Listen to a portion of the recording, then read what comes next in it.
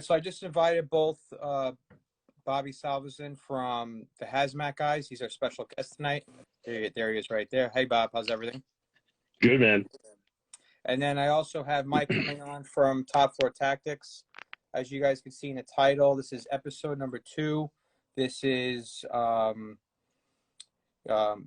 Lithium Ion Battery Fires. Our first episode, which you can see, if you haven't seen yet, it's on our YouTube channel. That was a discussion about running on the Fireground. So all these episodes will be taken off of IG and then placed onto YouTube so you guys can check it out at a later date. So as we're just waiting for, and he always has some technical issues here. As we're waiting for Mick here I'm going to try one more time to invite him. So, hey, Bob, how's everything? How's your night going so far? Living the dream. Hey, awesome. Mick, you're on. What's going on? What's going on? I just gave the introduction as far as the title. Cool. Mick, I know you haven't had a chance to formally meet Bob, so you guys can say hello to each other down there. What's up, Bob? Nice to meet you. How are you, man? Very good, very good. Thanks for coming on. Anytime. The one thing I like to start off with, anyone in the chat, if you guys can just leave where you're from, what department, what state or country. It's nice to kind of scroll through and see who we have watching and where.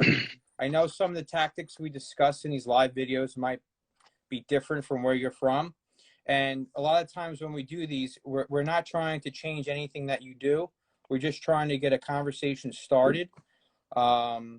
So anything you hear tonight should not be brought up as far as policy changes wherever you're from. This is just food for thought, things you should talk up in your firehouse.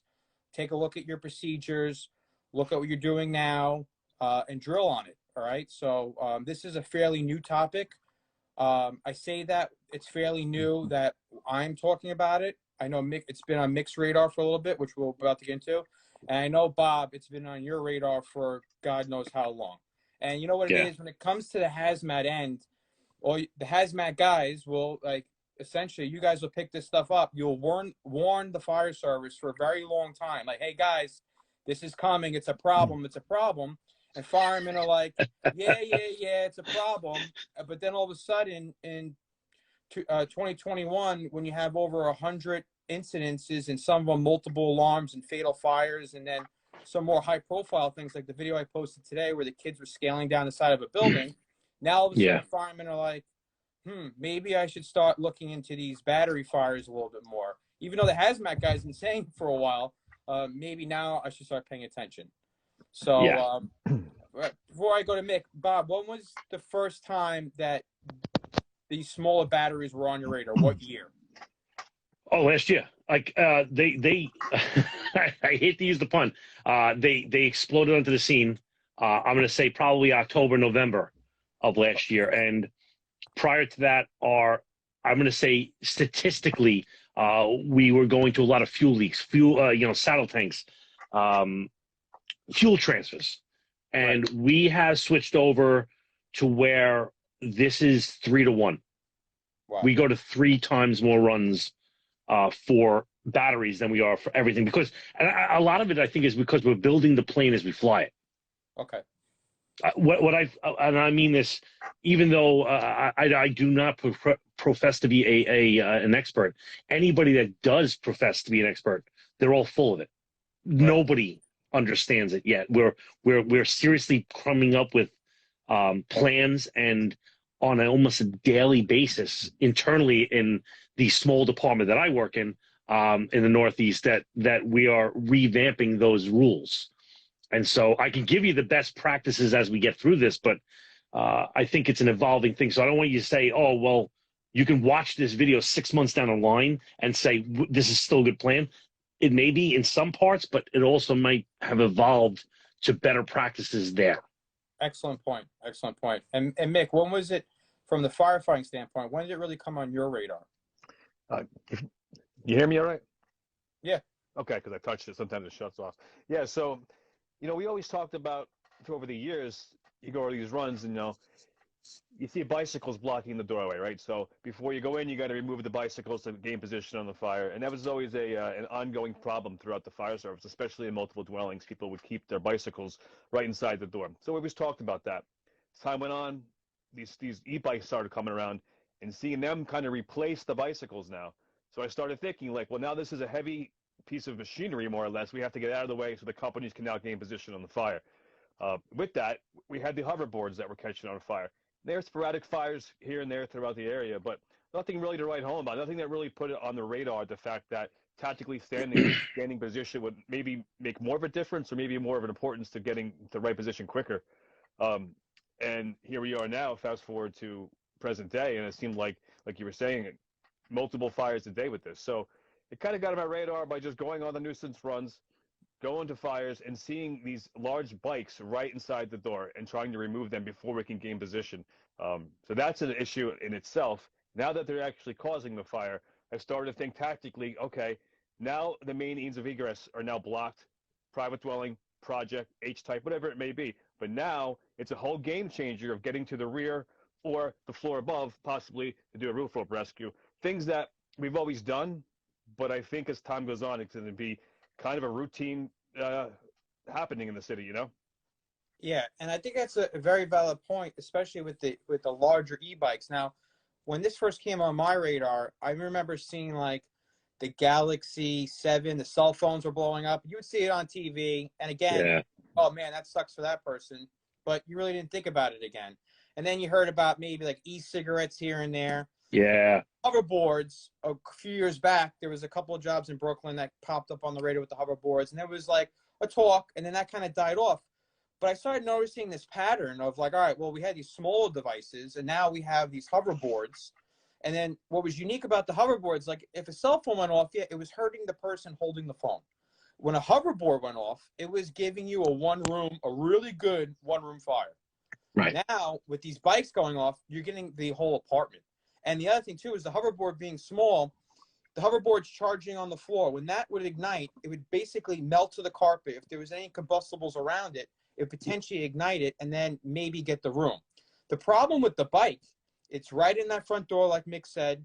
That bike is its own ignition source, its own fuel. Once that gets going, it has enough fuel there to really get that hallway going, spread into multiple rooms at once. And then what also Mick said, we opened the door, we encountered this, we got the fire right at the door. And now we're dealing with that right out of the gate. One of my concerns with it now is if you happen to identify that this is an issue and we knock it down, we stretch the line past it, and we start operating these back rooms. If none of us are cognizant of what that was or picked up that was potentially an e-bike and batteries, we really got to keep an eye on that. Because the thing is, could it start to go back up? And I'm going to say more so than any other type of things that we would knock down. Like if I knock down a cabinet or if I knock down something along the way, chances are I'll smolder. This actually has the potential to relight back up, not only light back up, actually go on fire worse than it did originally, it all depending on the batteries. And I know we're going to get into that tonight, a little bit of science. That's why I have Bob on. We'll get into some of why that's happening. But to continue on the firefighting standpoint of this, tactics-wise, if you're met with a fire at the door, it's going to be, and this is where Mick alluded to with the roof rope rescue, or even potential coming in off a fire escape, or if you're in a private dwelling, potentially coming off portable ladders. If we're met with fire at our main means of egress for them or our main access, alternate means of searching is going to become more paramount at these fires. Now, you know, we're not trying to get people all in a panic about them. Relatively, batteries are safe. Lithium ion batteries are safe. But it's certain types and certain brands and certain makes that have potential issues. Like we're not seeing these with DeWalt batteries. We're seeing this with batteries that are potentially coming overseas. So, yeah, go ahead. I'm gonna add in something because like we're talking about batteries specifically, but to your point, Mick, is like if you're crawling over this scooter, right, like a razor type scooter with the battery mounted underneath, you're thinking to yourself, okay, it's cheap, it's plastic, it's Chinese, and I hate to say the word, but I'm saying it's not made in the United States. It's going to melt. It's going to be relatively easy to overcome. Let's say there's a mayday, we got to get a guy out, we got to drag him over the top. I'm telling you, from cutting a part we're removing the batteries from the actual frame of the battery, the scooter or the bike, that we are cutting it with a Sawzall with a bimetal blade, and we are having hard times getting through it. Even the cheap hoverboards, as cheap as we say they are, cutting them in half with a Sawzall with no emergency is very hard. So if anybody's thinking to themselves, well, I'll just wait for it to melt, or I'll just muscle through it, you are not muscle throughing the frame. Right. Yeah. So also on that, right? So what is actually, from the science end of it now, let's just dabble a little bit in there. What is actually happening to cause these bikes to like spontaneously combust? And I hate to use that particular term, but what it could be that, or what could it be that's igniting these bikes? And what would you say, Bob?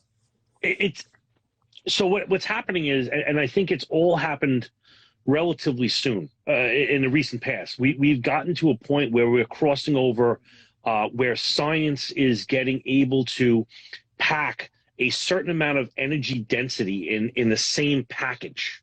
The way I kind of explain it, you ever have one of those Danish rolls at the firehouse where the cake is wrapped like this and there's a jelly in the middle, and you look at it on the end and you see. You've seen that before. Yes, good analogy. Yes. No. Right? So what happens is they have to put the thing in the same box because they're not retooling the machine, but they want more cake and more jelly in there. So what do? They thin the cake out a little bit, and they put more jelly, and they make more rolls. Before you know it, you have this roll that has hundreds of rotations in it. As you make that, the cake, this separator, is getting thinner and thinner and thinner in order for us to put more density in there. And we're at the point in science now where if you were to insult it by trauma or whatever, if I was to hammer a battery at a certain amount of impact force, well, I've insulted this cake. I've insulted the separator. And once you have that one cell, and they look like a AA battery, it starts the reaction. Right? And once the heat starts up in that one reaction, it propagates to the next one. And it tells two friends, and it tells two friends. And before you know it, you have the whole battery go up. Right. And that's where we have a problem. So are you finding that these are actually going on fire, or any of them exploding? No, they're we're going to say they don't explode because that's a very specific term. They're rapidly deflagrating. Okay. Right? So they're burning at an extreme speed. So if I was to take a firecracker and put it in the open hand and it would go off, I would burn my hand. If I wrap my fingers around it and I confine it, now I lose fingers. And so if you have this rapid burning in a battery, then the battery will pop because the container just can't handle it. And so it seems like an explosion, but it's really just a rapid fire. My problem with it is that once one goes, there is nobody, chemistry, with a thermal imaging camera, anything that can look at these batteries and go, it's going to go off in 3, 2, 1, go. That's impossible. All right. Nobody can do that right now. And so our tactics are, very much into what you're saying is I'm going to say 99.9% of the companies and departments out there is to put it underwater. But that starts a whole nother set of problems that we can get into in a little while. Okay. Yeah. So now, Mick, from a firefighting standpoint, let's just look at it. A lot of times we go into these fires, whether it be an H-type, private dwelling, apartment, mixed occupancy, it doesn't matter where it is. Mick, how much of a concern out of the gate? Are you really concerned if this is a battery fire or not? No, I mean, you go about business, you put the fire out, you do what you have to do. It's right. What you brought up before, what I'm concerned about is it's the golden rule, you never pass fire, right? So here you go, you knock the fire down, now you move on. Now you're 2 or 3 rooms deep into an apartment, now you have fire behind you. That's where we're going to see a problem, I think, where we're going about the business, but then very quickly the business changes, right? So as well as, you go over the rear to give your report, to make a position as the OV, to whatever that is. But now I think you're going to go to the rear and find a whole family hanging out the top floor window because their only means of egress is now blocked. You get to a rear of a 2.5 story. Well, that second story, you're going to have people jumping because there's no way out at this point. I just think that over time, our size up, at least in my experience, was if it's blowing out the door, you probably have fire throughout, or a good portion going pretty good. Now fire out the front door, a couple windows in the front, that could be the source of the fire. To see the fire there, and the whole back could be be just searchable area, but we have to maintain position on that and get into those areas very quickly. And a lot of departments don't have that ability to put that guy in that position or on the floor above to drop down. And I think that that's something down the road. Even the small departments that have fireproof type buildings, we're going to see some problems because everyone has these. It's just not in the urban areas that have these scooters or these e-bikes or whatever they are. It's all over the country. So if you don't have the tactics to gain position and save lives, we're going to have some big problems. Right, and that's my thing. Like, to me, like at a normal fire, we're gonna operate as we normally do. You're already wearing the correct PPE, which we'll get to in a second, but you're already wearing the proper PPE to deal with this. My whole thing is, I don't think it's really going to be noticed until you're basically at the overhaul stage. Like, we knocked everything down, and Absolutely. I keep trying to cool this one area of the room down, and it's not working. All right, so guys, let's open up the ground. Get that stuff away. Let's open up the wall. Like, open up the floor. Basically, what's going on? And all of a sudden, guys go, hey, I got batteries over here, and they're still hot. So I feel like that's when we're going to recognize them, and that's when the guys are going to be like, all right, we got to get Hazmat here. Let's request them, have them come in and handle this. My concern is not so much these fires where, all right, it's 1 room, 2 rooms, an apartment. Okay, that's one thing. You already have a lot of resources coming. And I almost have 2 scenarios, but they're basically the same. Is like, all right, we have a private dwelling that a single engine gets response. It can be anywhere in the United States. You guys get a report of a device on fire, like laptop on fire, e-bike on fire, whatever you want. You get on scene, and you're a single engine. You come inside, and there is a small fire on an e-bike. All right. What do you do, and what are your concerns? Like, and that was the first little scenario. Now, from a firefighting standpoint, I would just put water on it and then see how it reacted, and then try to figure out. But what I'm understanding now is there's a little bit more to the thing. And that's why, Bob, I would like you to try to elaborate. What are some potential issues? Yeah, we could use water to put this out, but what type of gases are coming off this thing? Can water be reactive to, like, is water helping it right out of the gate, or is it hindering it? And then also, what would be the next step would you recommend for an e-bike that's on fire, and let's call it even easier, in a garage, in a private dwelling? So water is incredible, and I am a big fan of water. Water works. The cooling ability of it is exceptional. In chemistry, it is an outlier of cooling ability, okay? With that, it's very easy, and it's extraordinarily cheap for us, right, to throw a lot of water on. Here's my problem. If I was to take the battery, right, and one of our, the SOPs that I've heard on the street is to take the battery and put it in the bathtub full of water. It is an excellent move, but I want to give you I can't tell you that's the end all be all because you don't understand the whole thing. So if I was in a bathroom and I take my battery and throw it in there, I am intentionally shorting out the battery. I'm cooling the battery, but I'm also intentionally shorting out a battery.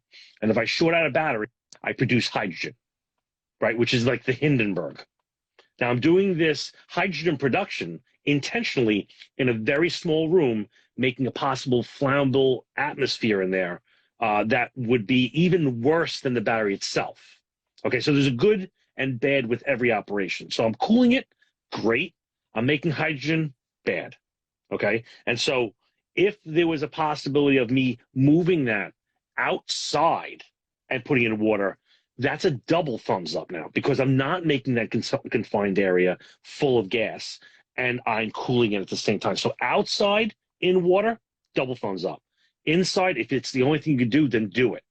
But it's not, I'm going to say there is the negative to it, the possibility of a gas buildup, right? So water works excellent.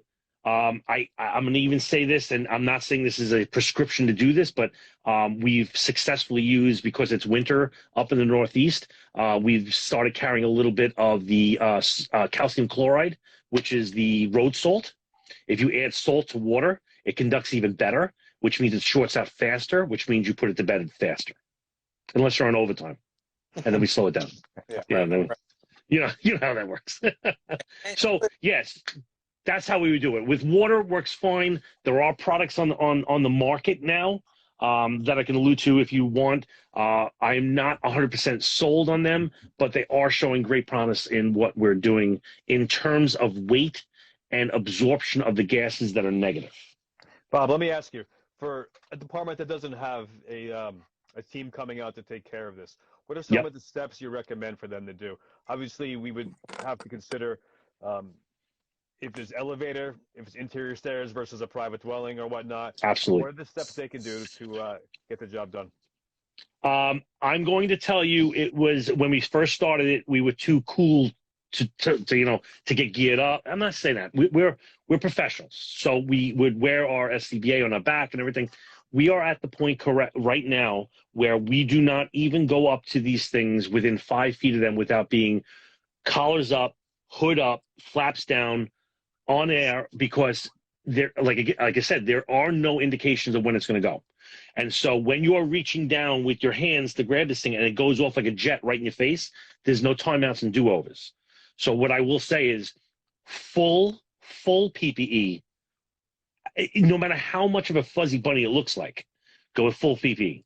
Second off, I would absolutely have some type of metal can, whether it's on the premise, like a metal garbage can, or you carry like a 5-gallon spackle bucket that's metal, like a Carnac can or whatever you have, to carry it outside. If you grab it in plastic, it's going to melt through it, and you're going to look like a jerk. So you could put it in water, you could put it in a metal can, carry it outside, and then you can finish your operation outside, which is just drown it. Is that good? Is that what you're looking for? Anything I missed? Absolutely. No, it's great. And one more thing, metering. This is another thing that comes up constantly in conversation with me, is that people are like, well, what do I expect on my meter? Your standard 4-gas meter that everybody in the world has is going to have your LEL sensor is going to read this. The problem is that hydrogen is is definitely flammable, but it's also going to destroy your sensors.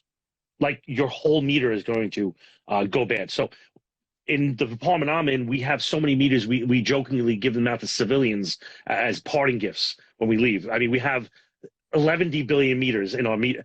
Some departments have 2. And so if they would destroy their meter, that might be their budget for the year. So what I will tell you is monitor the area. Don't monitor the battery. We know it's going to be giving off hydrogen, which is super flammable. But the second thing is giving out corrosive gases, which absolutely destroy the sensors. So save your meter by monitoring the room. It's kind of like, in firematics, like as the officer, I would monitor the room with a thermal imaging camera, watching my 2 guys search. I don't have to commit to it. Use the meter in that kind of pose where I'm watching my 2 guys do the operation. I'm keeping them safe in the room, but not. It's like putting the meter up to the exhaust pipe. You're blowing the thing up. Right. Don't do that. Let me ask you one more question real quick. So please, before, let's say the team gets there, right? Typical 2 or 3 rooms going. Now you're in the overhaul stage and you come across the battery. The hydrogen breakdown is now happening at that moment. Is that correct? Mm-hmm. So now our overhaul may change a bit, where we always should be wearing our face mask and all this and that, but we know we've all been to fires, how that goes. The first thing you do, we rip it off when we're hanging out, we're pulling steels, laughing and joking. Now you come across this game changer, right? We should be bunkered up, ready to go, not only for that to reignite, but for the hydrogen giving off from that battery. Yep. Yeah, and not only that, it's going to be the corrosive gases. So that's going to irritate your lungs, and it's going to cause a lot of irritation and edema, right? Which is the liquid going into. So you're going to be coughing up and have swelling in your lungs. That is not a good thing. That is really bad stuff. So if you see these things, and please don't think there's going to be a single battery, right? If you get one of these e-bikes, there is probably 200 to 300 of these AA batteries in one battery cell, right, in a compartment. When we talk about Teslas, we're talking about 20 to 30,000 AA batteries, because each AA battery is its own cell that can propagate to the next one. So all we do is we're changing the quantity of the AA's. Right. And what we're seeing now, and your purely fire things, I just want to, if we have time, I have some, what we're seeing now is these e-bikes that are refilled. Maybe you're in a city that has these e-bikes that you can buy in your phone, right? Like Revel or what is the other one? Lime or whatever. You basically, it's almost like an Uber type thing, but you can rent Ex- it and take it for a ride. You're supposed to drop it off on a corner, and the next person has the app. If they want to use it, they can. If not, so on and so forth. Exactly. So people think, how do these things magically recharge themselves? Well, they don't. A kid in a Toyota Corolla drives around at night, and he changes the batteries out.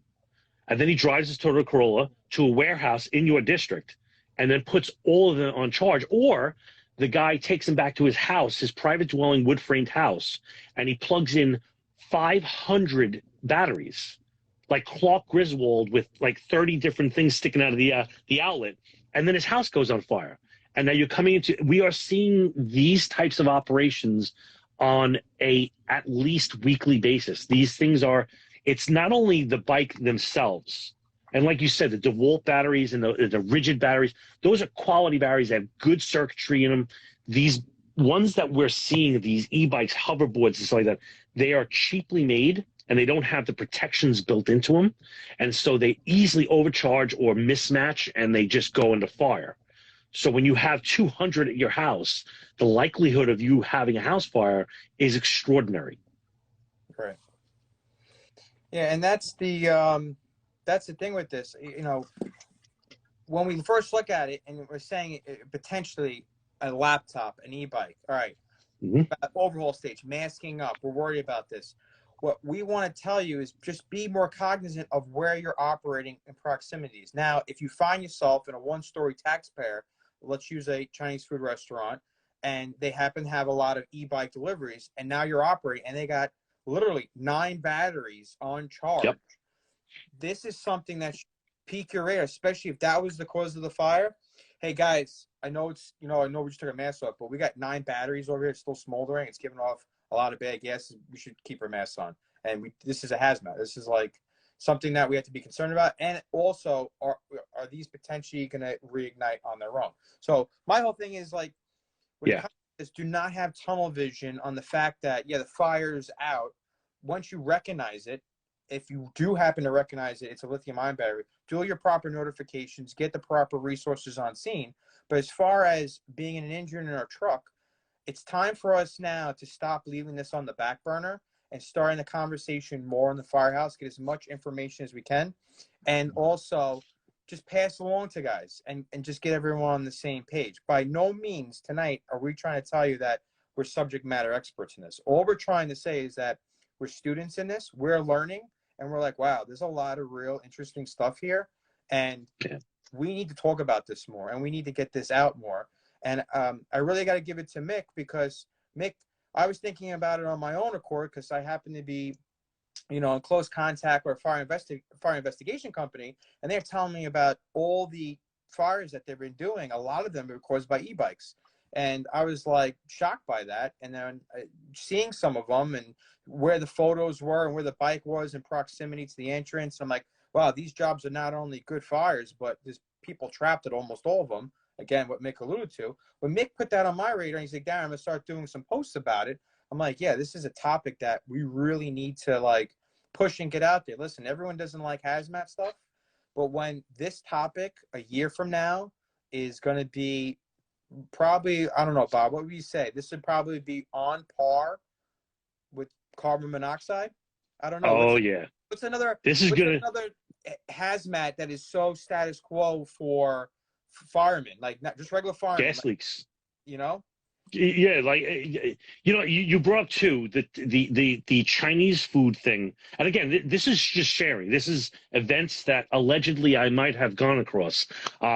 We had exactly what you're saying, is that the place was closing up. Hey Joe, can you make the last delivery? And the guy's like, no problem. Let me just swap out my battery for the bike. And he leaves it in the place. It's on charge. They close up the roll down, and he takes off to drop off the last thing on the way home, and the battery goes on fire. And so we now it's locked up inside, and you can see the V pattern coming out. It's definitely from the battery. We had one recently that allegedly that was an e-bike store, right, where they're selling dozens and dozens and dozens. So there's an e-bike repair shop in the basement. There's e-bike on the first floor, and this place went up like a flare. Right, it was incredible how it's set up. So they leave a fire watch. They leave an engine company there just to check on the place, getting a authorized vendor to come in there and check the place and remove this stuff. Well, the guy loads up his whole box truck and he says, "I'll be back in the morning. You can let go of the company." And the second alarm happened 3 hours later. Right. So don't. What I'm saying is, don't turn your back on these batteries at all. Even if you're crawling over them, like Mick says, be very leery of them. They are the guy that will stab you in the back at the worst time. They don't go to the point where, oh, it might melt the skin, the outer jacket on your hose. They will absolutely pierce the hose with the heat and cause a blowout of your hose. So you might be in there doing stuff with a complete blowout of hose because of these batteries, if it's over the top. Just to follow up on what both of you guys just touched on, I think our size up has to change a little bit. You have a fire in the middle of the night, small restaurant, Mexican restaurant, Chinese restaurant, any restaurant that has these delivery bikes, you have to start thinking, where's the fire and what caused the fire, right? Talking about taxpayers, fires usually start in the rear. But now, that's not always the case. The fires can be starting wherever they're charging these bikes. We had one recently in my area. It was a restaurant, taxpayer, real long, deep-seated taxpayer. Fire was about 3/4 of the way to the rear. Companies went in, did a great job, but when they came across the fire, they knocked it down. However, it was a e-bike charging facility for their delivery bikes. So it's something to think about that. Probably a good chance if we're going to these taxpayers a lot now, or these smaller restaurant bodega type things, it's something to really consider. That is the issue. And again, about passing the fire. So this was a fire that was not in the rear. It was 3/4 of the way. So now we make the move. We pass that. We're doing our search. Let's say there's no second means of egress in the rear of this taxpayer. Engine company comes in, knocks the fire down. They think we're all good. Now you push past that fire, doing your search in the rear, and now it lights up again. No second means of egress. Just things to think about keeping in contact with that line as a truck company in case you have to go. The old bumps to the pumps trick. This may be something that just be cognizant of while you're doing your search. If you do come across, especially one room going that looks like a closet or storage room in a taxpayer. Yeah, you know what? And what I noticed also is just going around, in our area, was majority of the batteries were actually towards the front of the store. And the reason the bikes pull up and they just go in a couple of feet. They take the new battery, they slap on their bike, and they go. Then at night, what they're doing is they're taking the bikes and they're locking them right in the front door. First thing they do is they lift up the roll-down gate, and then they take the bikes out right out of the front. Similar concept to how you would find them in an apartment. Like they're trying to do the least amount of work for wherever they can and put it on charge so it has less movement. They're not going to wheel this through their whole apartment. They're not going to wheel this through a whole taxpayer to the rear and then have to do that every day. It's all about ease of access. So we are going to find these pretty much, I think, near the front door. And again, also now, like what Bob said, be careful about stretching the lines over. If you can, once you knock it down, get it out of the main path of it, and then stretch your line accordingly. It's just, again, we got to start looking at these from a different angle, because it seems like if last year it came on our radar, where are we going to be a year from now?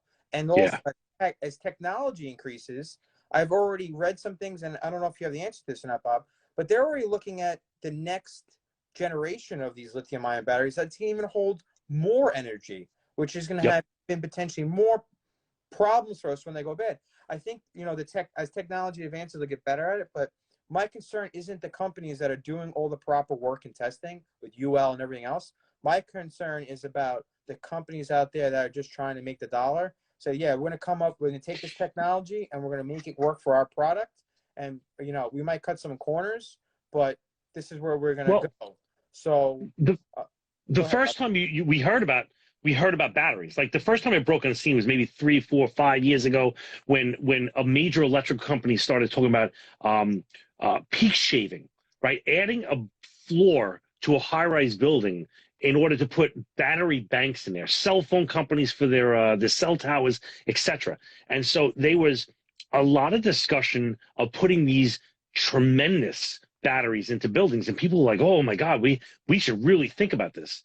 I'm not concerned about Teslas or these ESS buildings or these, because there's 100 people looking at these. There's engineers, there's smart people looking at these things, making sure that we're thought about and that their product, because that's all they give a shit about, is the money, is taken care of. Right. When you start getting into these e-bikes and these scooters and these hoverboards and going down into what you're saying, going down into the e-cigarettes, the laptop batteries, and the cell phone batteries, nobody is supervising that. Like there is, especially in the middle part, the personal transportation, there's nobody watching that. Cell phones and laptops, those are pretty regulated because there's legit companies using it.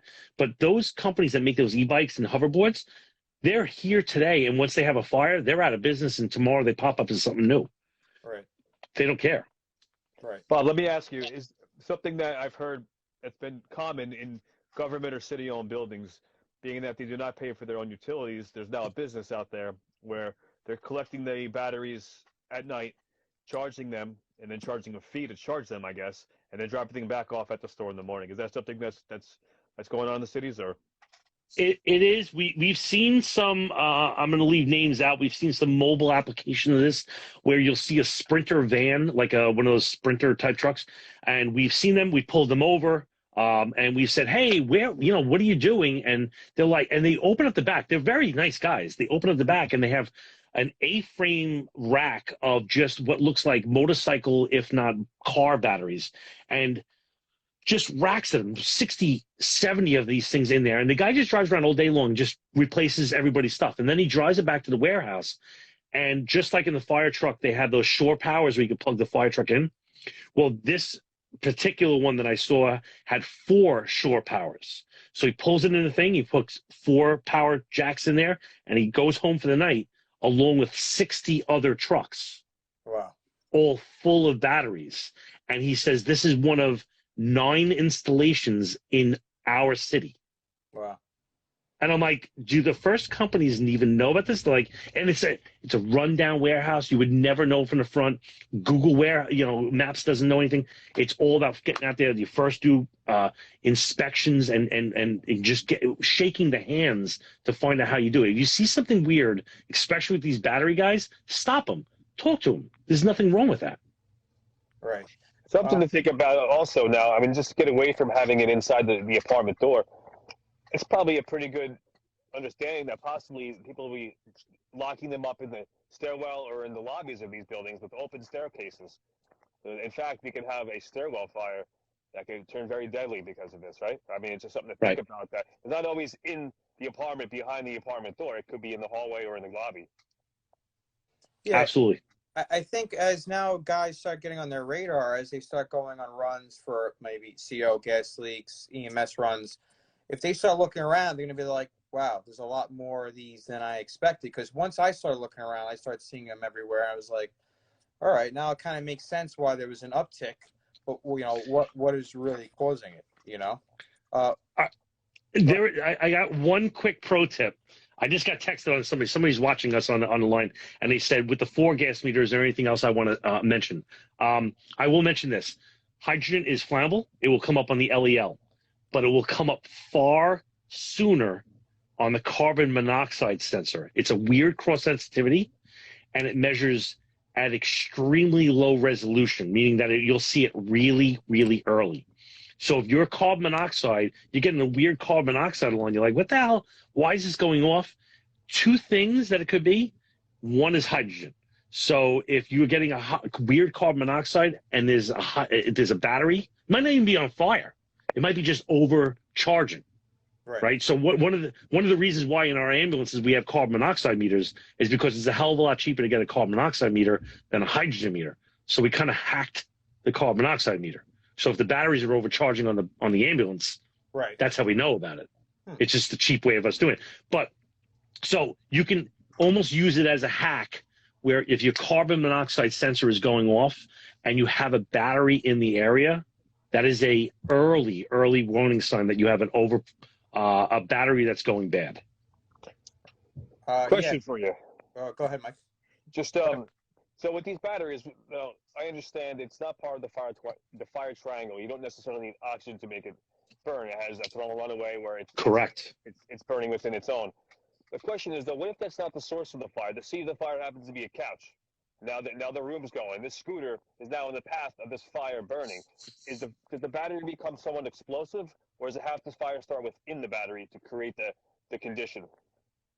No, it can be started off by anytime you raise the temperature, then you raise the potential, you raise the chemical reaction, right? If I want to put more sugar in my coffee, I heat the coffee.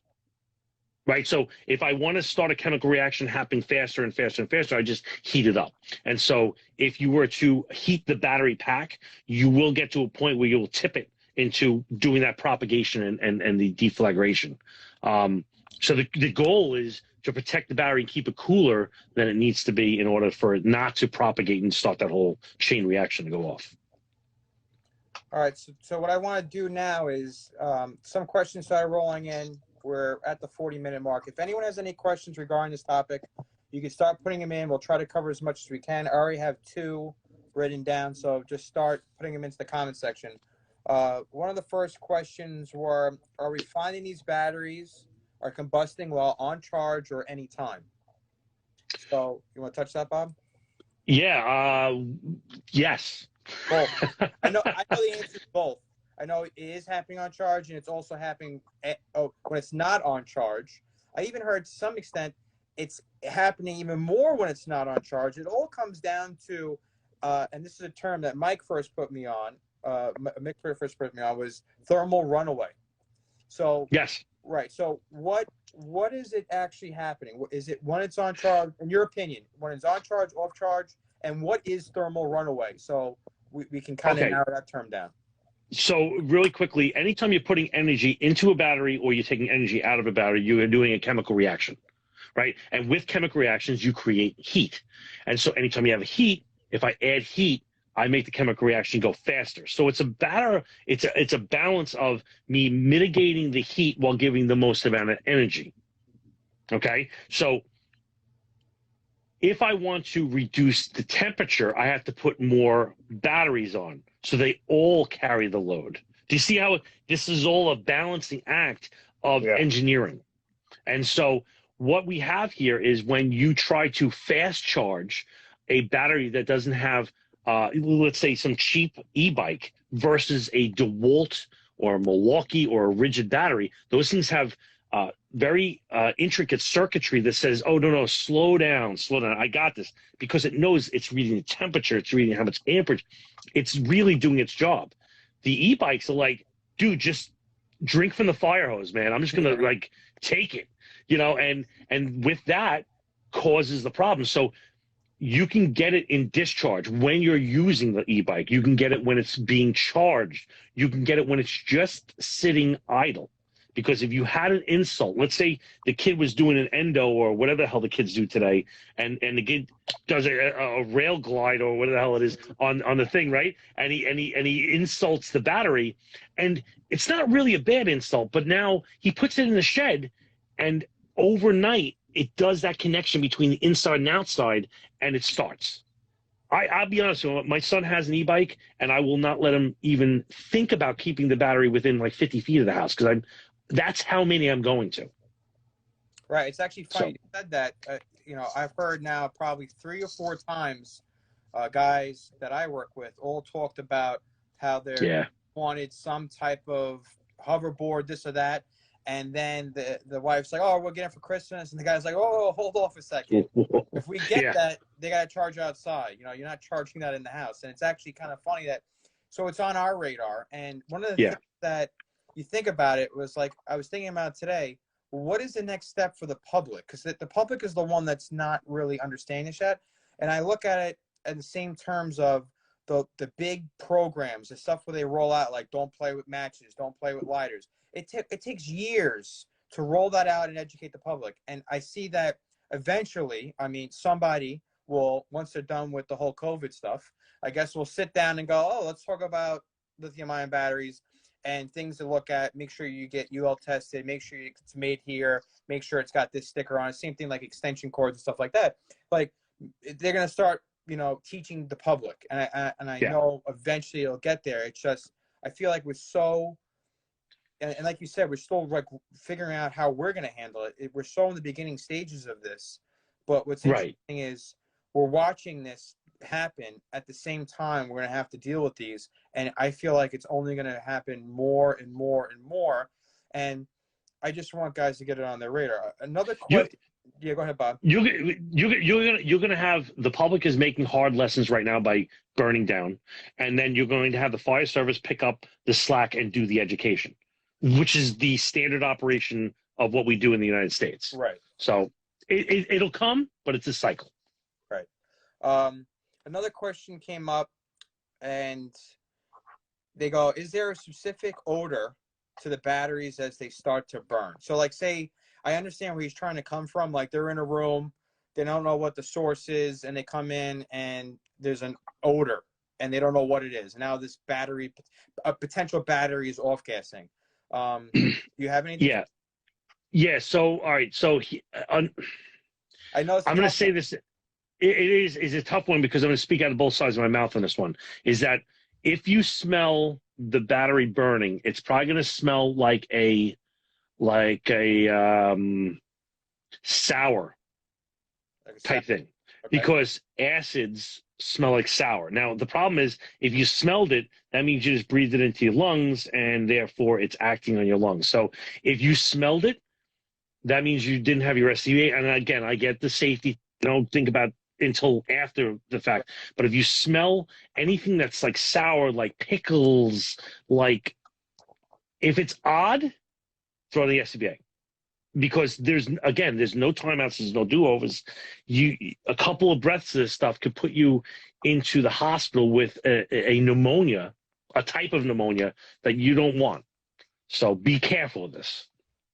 Yeah, and did you, for most cases where it's giving off any type potential odor, there's usually a visible smoke that coincides with this, right? It's not like this is invisible carbon monoxide issue. No. Like, if you're coming into a room and there is a haze, or if you're coming into a room and you happen to see a bike there, you would actually see, to me, it almost looks like steam coming off of the bike. It is steam. Or the bat. Oh, is that what it is? It's not steam in the purely water sense, but it is humidity because of the superheated acids and gases that are coming out of there. Right. Do you get what I'm saying? So, like, it's not good stuff. Right. All right. So another question. I gotta scroll up here for a second because I misplaced it. One person said, "Do you see any regulations on cheap batteries coming down the road?" Yeah, I mean, no. I think regulation's way behind the ball. This is a big conversation that's happening right now. Is like that specific e-bike store that we had, right? The cleanup company isn't insured to pick up batteries, right? So this is on the store owner to clean this thing up. And so the store owner is like, wait a second, how much is this bill? It's like $500,000 to clean this thing up. I'm out on this whole thing. So I don't think the insurance companies know who they're insuring, as in the e-bike store, let alone the people that are supposedly relegated to clean this stuff up.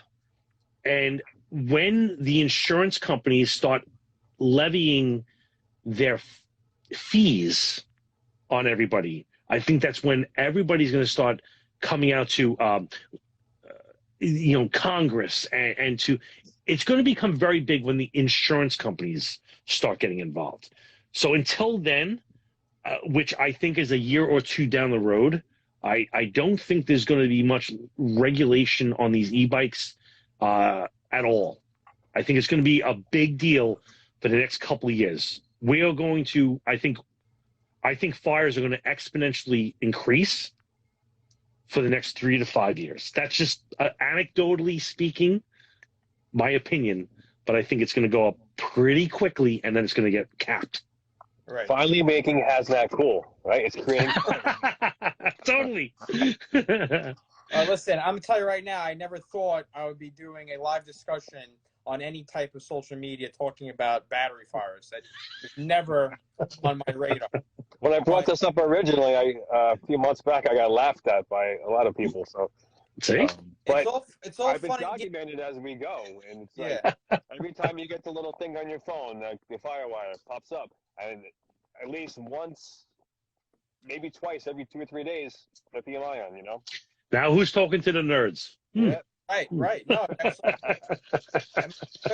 took a bunch of multiple alarms to get on my radar, and then listen. I tell you what, the kid shimming down the side of a building, that video, and you find out that was an e-bike, and that happened to be a fatal. You know, like it's and you start thinking about where this is headed. You know, we're gonna only encounter this more and more. So let's try to get on top of this. So I think we're coming on the hour mark. I think we covered a lot of great stuff. Some things I just want to touch on the way out. And then, Bob, if you have any final thoughts from your end, just to go over some stuff. As far as PPE goes, your PPE is going to be regular firefighting gear. Yes. Piece, hood, gloves when you're dealing with this. Water is definitely your friend. Look at your policies in your department. There are other products out there that we didn't really get into that do also help in this. I don't want to get too far into that because I'm not sure what departments are using. Policies are still being created. And we're kind of in the trial phase of what works and what doesn't. So instead of recommending any type of brand or any type of one direction to go, what I do recommend is start the conversation and start planning for the future for that. What I tell you, because I've heard this about a half dozen times nationally right now, is these things are technically Class D fires, right? So people have Class D extinguishers, and they're like, "Well, I have." If you read the side of your Class D extinguisher, it's like Lithex. Oh shit, it's lithium, Lithex. That must work on it. Not the same stuff. Doesn't work like that. So if you had the decision between Lithex and water, go with water. Yeah, and you know what's interesting about that is that if you look at, and there's even conflicting reports, especially from these companies, like you look at Lithex is actually advertised for lithium-ion batteries on there, but then you look at another one that classifies these as a Class B fire, not a Class D, because they're saying there isn't actually any type of metal inside these batteries. So I'm like, and they're saying using ABC. So that's where I'm like, that's where the conflation comes in. It's like lithium as an element is a Class D, right? But this is lithium ion, which is a salt. And I'm not getting into the nerd stuff, but lithium salts are not the same, and so you can't conflate one with the other. So just be careful of that. If there's more, we could talk about it later on, but not needed for tonight. Right, 100%. All right, so Bob, you got any final thoughts from your end? No, I would like to just thank you for bringing me on. We have a pretty decent podcast, the Hazmat Guys, which you can find. We did like 4 shows on lithium ion batteries in the very recent past, going into a little bit more of the nerd stuff, but not too much where anybody on the show can't get it. It's not Nerdville. Where we go into like it's 2 episodes or 3 episodes where we went into how they're building these things and what your considerations are at a lightweight hazmat operation, which you can find at the hazmatguys.com. You can find our podcast, or you can email me, Bob at the hazmatguys.com. And if you need some help with training or SOGs or whatever the hell you got, give me a holler. I'll help you out. Yeah, so what we're going to do is, after this is done later on in the week, I'm going to take this and put it onto YouTube. Inside the comments, I'm going to reach out to Bob. I'll get all his information, all the appropriate links. You can go to one location. If you want to talk to him directly, there will be a link. If you want to look at their podcasts, I'll have each one of his podcasts on there with links to them. So you can continue to follow that route if you decide, and that'll all be in one spot. So Mick, awesome. Mick, you got anything for Bob? Yeah, Bob, real quick. I just saw some comments coming up, but I do have the question. Foam. Please. Now, foam's for smothering, right? Not so much for cooling. So does foam not work on this? You got to remember, foam is like 97% water, 3% foam. You're going to, depending on who you talk to, Because if you talk to the foam guys, they're like, yeah, this is the magical elixir that fixes everything. If you talk to guys that actually put it on the stuff, it's so, I want to say this very carefully, but I don't want to say this as a fact. It's not, this is again, when batteries burn, they burn at such a ridiculously high temperature. It's kind of like when, you know, when we have car fires and magnesium fires and we get that big flash of light, that's actually from magnesium burning so hot, it breaks the water molecule in half, and it actually makes hydrogen and oxygen, right? And so battery fires are a little cooler than that, but it is incredibly hot to the point where the foam is a joke. So I don't think your 2.5 gallon pressurized water can is going to make a dent on that thing. Tactically speaking, what I'm saying, if you had a deck gun full of foam, you might be able to dent the thing. But water is better, and it's cheap, and it's free. Would foam submerge the hydrogen that's lifting off that, or No. No. All right. Absolutely not. The hydrogen would run right through the foam and come right out like you didn't even put foam on it. Okay. Yeah, great. Awesome, Bob. Thanks. And just a couple of things about some basic tactics, things that I've been thinking about, and how we started talking about some of these posts that I was putting up for the past month or so. It's a 3-part series. I'll post them tomorrow. Maybe you can go back and read them again. But just sizing up, understanding that if you're going to a commercial occupancy late at night, this is something that you might be seeing, as well as heavy fire on arrival at the front door. To me, at one time, was always fire at least a good portion of the apartment or home, but now it can be just seated there. So getting the position is key. Talking about positioning, beyond where we have staffing, maybe these other departments, if you have any building that's out of reach of a ground ladder or your aerial ladder or whatever it may be, think about what you're going to do. You have to have a plan, because everyone has these. They're charging them at the front door. Fire starts at the front door. Their only means of egress is that way, and now it's blocked. They're going to be hanging out the windows. Something to think about, not only an urban tactic anymore. I really, truly think that the life-saving rope is going to be, across the country, something that's going to either save lives, and if you don't have it, people are going to die. Yeah, I know some of those multiple alarms that happen in the Bronx from these. There, a lot of times the people were able to rescue them using the fire escape, but in some cases there were fatals involved, and there was also a couple of saves made. And in turn, I looked into it, especially through the fire investigation side of it from a company, and those fires will wind up happening to be e-bikes. I mean, this is in the past now. I know we don't like to really talk about specific incidents, especially ones that are still tied up in any type of courts things. But what Mick's trying to allude to is that, and the reason why we keep saying this is that if you don't think this is going to affect fire tactics, you're wrong, and we need to start looking at it. That's basically that in a nutshell. But, could not agree more. All right, Mick, you got anything else for Bob? That's it, man. Thanks so much for coming on. Bob, really appreciate it. Again, I'll reach back out to you. We'll get all your information onto the YouTube in the comment section. And if anyone has any more questions for him, for Bob, you can go right to him, right to the source. And again, we really appreciate you coming on, having a lot more knowledge on this topic than we do. And I like to attack these from a couple different angles. So I really appreciate it. Awesome, guys. All right. Thanks, guys. All right, Bob. Take care.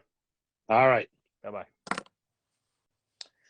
All right, so we're going to be wrapping up the portion of tonight's main episode, which is lithium ion battery fires. If we're going to talk back and forth, me and Mick right here.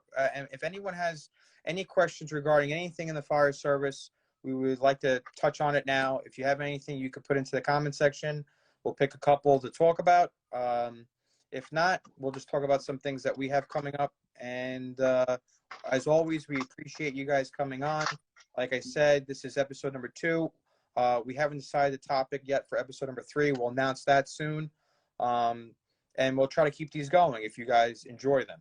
So you got anything else coming up, Mick, in the future? Yeah. This Sunday, I'm down the Reef and Barrel with the Jersey Fools Fire Academy, the fire floor. It's a class I'm going around doing. It's just pretty much it's a disconnect between what goes on in the fire academy compared to real life, and kind of connect the dots with that and kind of motivate some senior members in the room to become mentors maybe. I have that there on Sunday. Then I'm in Atlanta, Georgia, doing it on Thursday with Port City Fire Training. Then I'm up in New Hampshire the following Friday with New Hampshire training, and as well as in March down in Alabama, we're doing a 2-day hot training with a bunch of brothers from down there, Todd Edwards, Anthony Norwet. So a couple of things coming up, busy time of year, but looking forward to it. Yeah, no, it's great. And one of the first questions that came up, and now look, we're probably going to need Bob for this one, but Amazon has a new no fuel needed rigs. Any news on these from a hazmat side? So again, I don't really know as far as the no fuel needed. I'm assuming it's going to be some type of electric vehicle. Tonight's topic didn't really cover. We didn't really dabble into the electric vehicles too much. One thing that you should take note, and I know Bob alluded to it, was that these batteries in these smaller devices like the bikes, it's essentially, if this is my battery compartment inside an e-bike, I might have 50 of these batteries in there, and that makes up that battery compartment. Don't quote me on numbers. But as far as now you have car, you're going to have thousands of them. So now, depending on the vehicle, depending on how long they can operate as far as miles and stuff like that, they're going to have essentially more batteries. So if it's an electric vehicle or it's anything with a lithium ion battery, essentially what you're going to have to do is use copious amounts of water. What I've seen in the past with like Teslas and stuff, like Teslas don't really burst onto flames just driving down the road. What happens is they'll have a high impact crash. There'll be a problem. The battery would fail, catches on fire. Fire department gets on scene. They start operating and dumping lots of water on the car. It's not going out. It's taking a little bit longer to plan. What you could do is you got to start utilizing your resources. If it's a Tesla, they have contact numbers, emergency contact numbers that bring right to there, and you can ask them, hey, what can we do? What's some things, right? Besides that, you can put a lot of water on it. Now, the issues with electric vehicles is even after that now is extinguished, it took you a while to extinguish it, and now you decide to move said vehicle, right? You have a potential of now any of that stored energy that's still in there coming in contact with any of the metal, short-circuiting it, and then reigniting. So what would happen is, and you'll see videos if you want to Google or search it, you'll see videos online where there was a Tesla car fire and they knocked it down, they put it on the bed of a flatbed, and it reignited. So now they're operating and they put it out again. They bring it to a facility and then they put it down. 5 days later, the same car reignited again. So not only is there an issue potentially on scene, but also long term, as long as these batteries still have some type of energy in it, they're always capable of reigniting. So I don't know, as far as Amazon's no fuel vehicle, I'm not familiar exactly what they're utilizing, but it's probably under the same technologies as far as lithium ion battery. If anyone else has anything on the Amazon vehicle specifically, you could put it in the comments, but I'm not really sure. Episode 3, vacant house fires and guys getting hurt for nothing. There's a time and place out there for certain things, and I don't think that comment should be warranted right now. The fire service just took a hard hit this week, right? And we operate across the country in different environments. In urban settings, there's a lot of vacant buildings in certain areas, and a lot of them are occupied. There's guys out there that talk about, the occupied vacant. Butler is one of them over at Urban Fire Training. He lives in a neighborhood and operates in he works in a neighborhood that has a lot of occupied vacants. And, I know what this person alluded to. I really don't appreciate the comment the way it was written, especially at the time now. Yes, we shouldn't be, losing people in vacants, but in urban settings where they're occupied, and especially a well-renowned department like Baltimore that operates at a very high caliber in these buildings daily, I'm not here to question any of their tactics. I stand behind them 100%, and it's extremely sad loss to the fire service. And I really just don't appreciate that comment that you just put. I'm sorry, but you kind of hit me with that by surprise. And I wish I would have read it before I read it out loud, because I wouldn't have read it. So let's continue on with the next one. Mick, the classes you teach, are they open to anyone attend, or they're just for local apartments only? Mick should be popping back on here in a second. When he pops back on, I'll let him answer that question. All right. See if there's anything else. Anyone else got any good questions? Hey, Mick. Sorry, a little. Dropped you for a minute. That's all right. You missed No, I was watching, and I'm glad I got dropped for that, so that's good.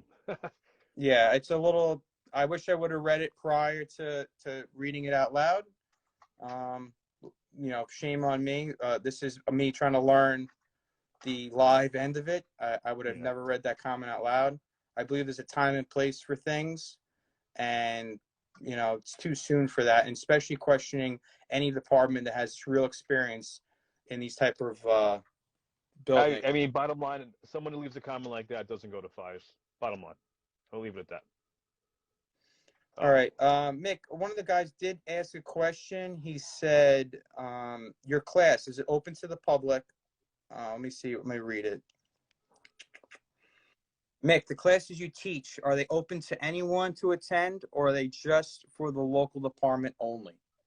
It depends.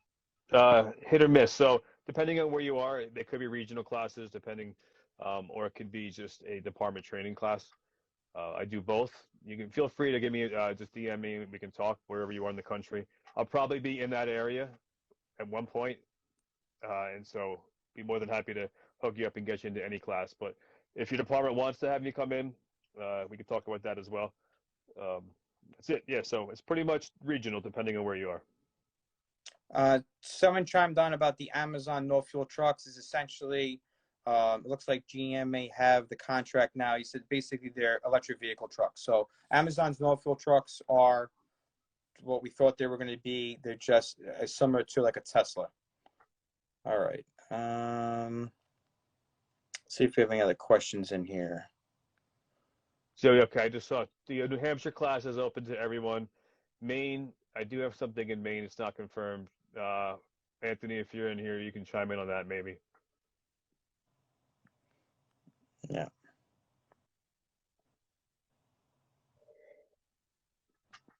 All right, let's see if we got anything else. All right, we always appreciate you guys come on. We do like these live questions. I just learned my lesson tonight. I got to read them to myself before I read them aloud. All right. It's really nice to have a subject expert actually break it down, Yes, and that's why I was happy to have it on. We have Bob on. He's well versed in this. He knows how to bring it down to, like I always say, like, listen, there's guys that are at the top of the game in hazmat, and you got hazmat specialists, you got hazmat technicians, you got guys.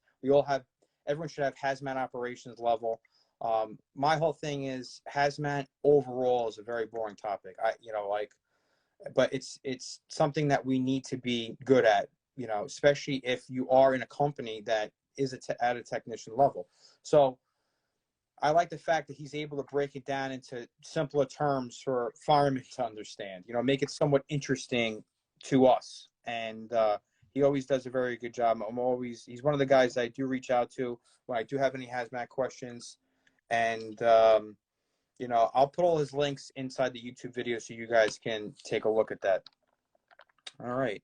I think a lot of guys here, any classes in New York for volunteer departments? I don't know. Do you have any classes coming up in New York, Mike? No, the closest one in New York is in like South Central Jersey on Sunday. But I'll go anywhere. Just shoot me a message if anyone's interested and we can talk. Right. So that's a better way to do it. I see there's a couple of questions about locations. If you're interested in any of Mick's programs, just go to Top Floor Tactics, shoot him a message, ask if there's any in the area, or if you're looking to host one, how to get the ball rolling on that. My PR guy. Yeah. So just head over to Top that. Floor Tactics and take a look at that. If anyone else has any we're moving away from electric vehicles and batteries and stuff like that. If you have any firefighting questions, right, we're willing to answer. You can put it in there. If not, we're going to be wrapping this up quite shortly. Next level execution should be upset with these batteries. Yeah. Okay. All right. We're looking pretty good. I mean, there's some questions rolling in, but all right. Try to touch on a couple more. I got to read this one before I read it loud. Hold on 1 second.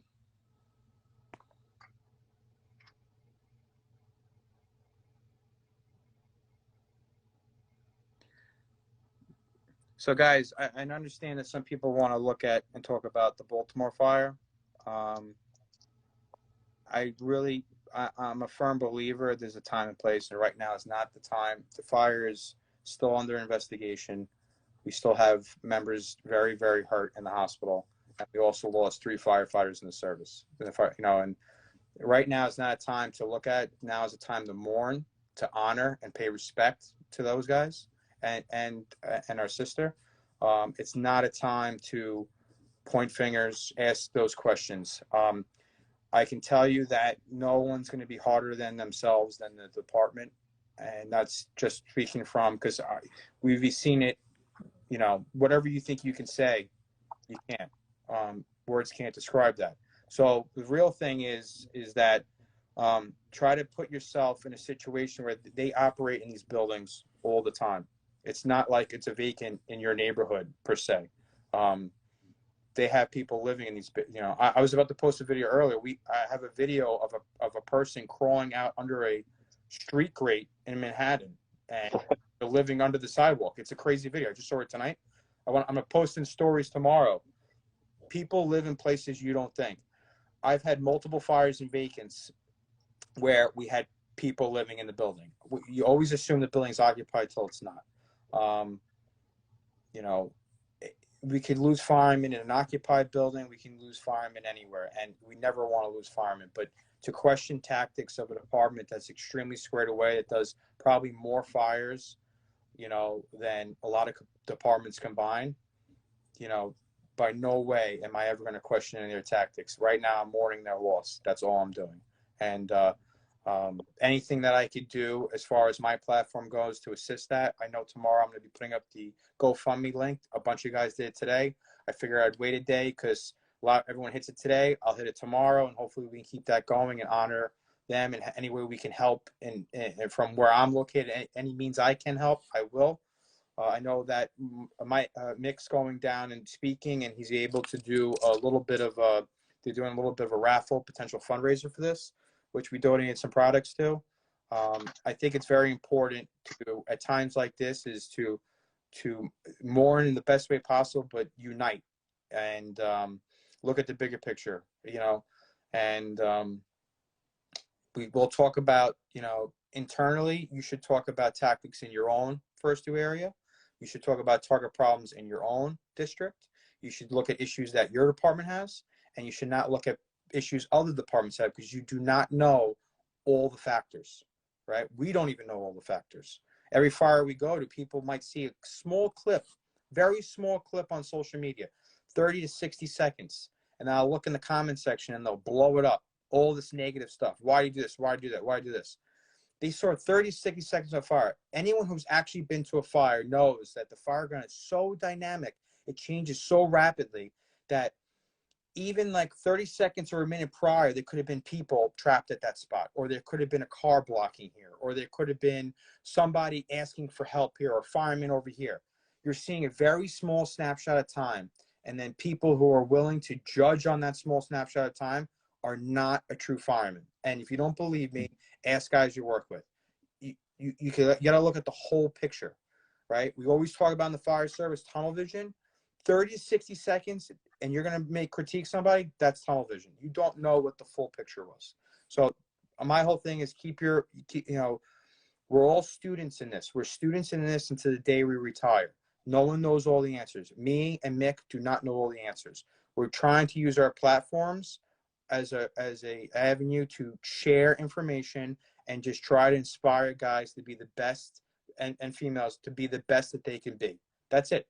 And try to adapt to their area. I'm not trying to push my policies and how I do things on you. What I'm asking is to ask the questions, get into drill, train as hard as you can, learn your rig, look at the things that you guys are doing in your first due area, right? Be the best fireman you could be for your company, right? I always say, guys, I'm not worried about my name. I worry about my company. I want my company to look the best every single day we go out the door. When I go out the door, I'm representing my company. I want my company to be the best company on the job. Inadvertently, by me doing that, I might make my name look good, but that's not my priority. My priority is make my company look good. You make your company look good, your name will get out there. So focus on that. Focus on yourselves. Focus on your department, and do not critique other departments that are especially going through extremely hard times, like unprecedented losses for some of these people. So don't do that. All right. You know, the funny thing about the Baltimore Fire Department, right? So many people are quick to judge, and these are companies that do that same fire day in and day out routinely. Many of you get a run a week, maybe. These guys go to that fire every single night, and they do the same thing at these fires they do over and over and over. They are true professionals. This job is dangerous. They went to that fire, did the same thing they always do. They pushed in, did the right thing, represented their company, their pride, their family. And it was a bad day. Unfortunately, in this job, we have bad days. You can do everything right, they always say, and still get killed in this job, right? That's kind of what you base everything off of. And it's the truth. And you wish it on no one, but they did the right thing. They go to those fires every single day. Just keep that in mind when you are second guessing everything that happened in Baltimore. They are the best. That's what they do. They are aggressive engine companies, squared away truck companies that get in position in the right way, and they do it routinely. But sometimes it goes wrong. And that's the bottom line. All right. Yeah, I think what we'll do is we'll end it on that. Go back into some other questions. I just don't feel is right. What we'll do is coming up next week, we'll maybe end of this week, towards the the weekend, we'll decide what the next topic will be. We'll definitely advertise ahead of time. What episode 3 would be. If you guys like this, please share it. Definitely check out the YouTube channel. We already have episode 1 up. I'll put this. The link is in Firefighter Proground's bio. Go there. Leave a like on the episodes. If you comment, it only helps that algorithm over there. Listen, we're not social media guys. We're trying to figure out as we go. All I know is views help, likes help, comments help. So if you guys want to support us, we ask for you guys no money at all. Just keep hitting that little like button.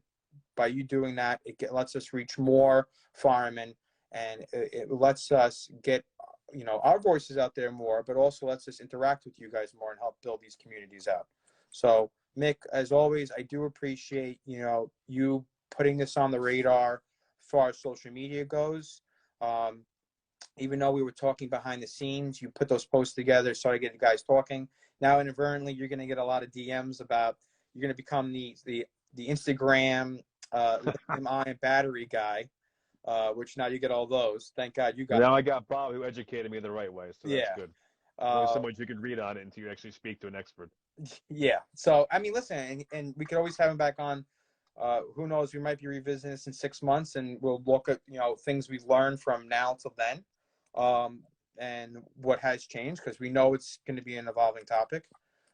So I do appreciate you for putting it on the radar out there. And everyone else, I thank you for coming on. I hope you enjoyed tonight's episode.